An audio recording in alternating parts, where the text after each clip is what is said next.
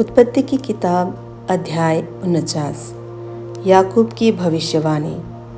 फिर याकूब ने अपने पुत्रों को ये कहकर बुलाया, इकट्ठे हो जाओ, मैं तुमको बताऊंगा कि अंत के दिनों में तुम पर क्या बीतेगा। हे याकूब के पुत्रों, इकट्ठे होकर सुनो, अपने पिता इज़राइल की ओर कान लगाओ। हे रूबेन, तू मेरा जेठा, मेरा बल और मेरे पौरुष का पहला फल है। प्रतिष्ठा का उत्तम भाग और शक्ति का भी उत्तम भाग तू ही है। तू जो जल के समान उबलने वाला है, इसलिए दूसरों से श्रेष्ठ न ठहरेगा, क्योंकि तू अपने पिता की खाट पर चढ़ा, तब तूने उसको अशुद्ध किया। वह मेरे बिछौने पर चढ़ गया। शिमोन और लेवी तो भाई भाई है, उनकी तलवारें उपद्रव के हथियार है। हे मेरे जीव, उनके मर्म में न पड़। हे मेरी महिमा, उनकी सभा में मत मिल, क्योंकि उन्होंने कोप से मनुष्यों को घात किया और अपनी ही इच्छा पर चलकर बैलों को पंगु बनाया। धिक्कार उनके कोप को जो प्रचंड था और उनके रोष को जो निर्दय था। मैं उन्हें याकूब में अलग अलग और इज़राइल में तितर बितर कर दूंगा। हे यहूदा, तेरे भाई तेरा धन्यवाद करेंगे।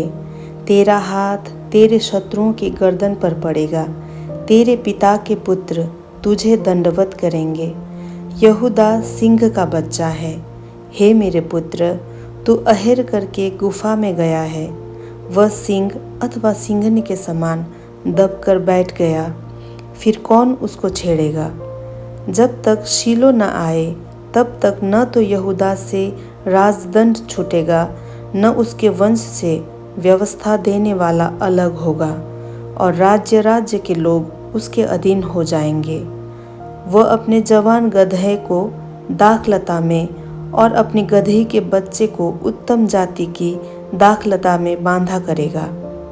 उसने अपने वस्त्र दाख मधु में और अपना पहिरावा दाखों के रस में धोया है। उसकी आंखें दाख मधु से चमकीली और उसके दांत दूध से श्वेत होंगे। जबूलून समुद्र के तीर पर निवास करेगा, वहाँ जहाज़ों के लिए बंदरगाह का काम देगा, और उसका परला भाग सीदोन के निकट पहुँचेगा। इस्साकार एक बलवंत गदहा है, जो पशुओं के बाड़ों के बीच में दबका रहता है। उसने एक विश्राम स्थान देखकर कि अच्छा है और एक देश की मनोहर है, अपने कंधे को बोझ उठाने के लिए झुकाया और बेगारी में दास का सा काम करने लगा। दान इज़राइल का एक गोत्र होकर अपने जाति भाइयों का न्याय करेगा। दान मार्ग में का एक सांप और रास्ते में का एक नाग होगा, जो घोड़े की नली को डसता है, जिससे उसका सवार पछाड़ खाकर गिर पड़ता है। हे यहोवा, मैं तुझी से उद्धार पाने की बाट जोहता आया हूँ। गाद पर एक दल चढ़ाई तो करेगा, पर वह उसी दल के पिछले भाग पर छापा मारेगा। आशेर से जो अन्न उत्पन्न होगा वह उत्तम होगा, और वह राजा के योग्य स्वादिष्ट भोजन दिया करेगा। नप्ताली एक छूटी हुई हरिणी है, वह सुंदर बातें बोलता है। यूसुफ फलवंत लता की एक शाखा है, वह सोते के पास लगी हुई फलवंत लता की एक शाखा है।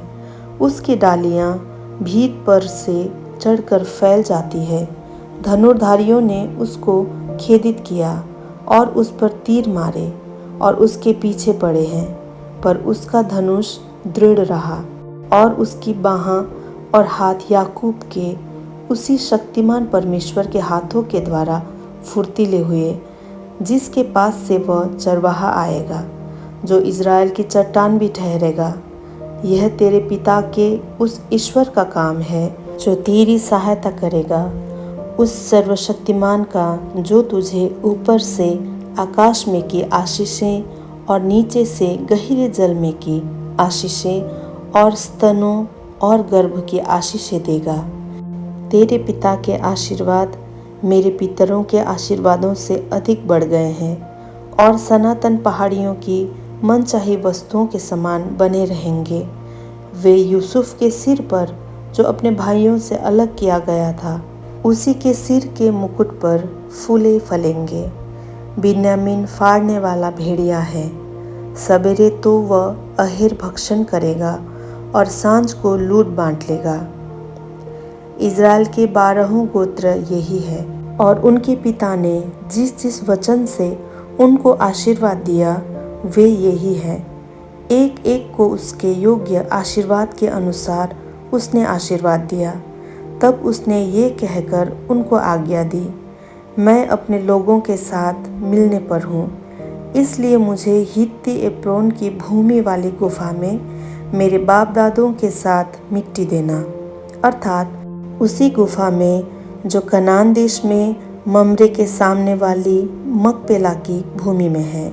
उस भूमि को अब्राहम ने हित्ती एप्रोन के हाथ से इसीलिए मोल लिया था कि वह कब्रिस्तान के लिए उसकी निज भूमि हो। वहाँ अब्राहम और उसकी पत्नी सारा को मिट्टी दी गई थी, और वहीं इसहाक और उसकी पत्नी रिबका को भी मिट्टी दी गई, और वहीं मैंने लिया को भी मिट्टी दी। वह भूमि और उसमें की गुफा हित्तियों के हाथ से मोल ली गई है।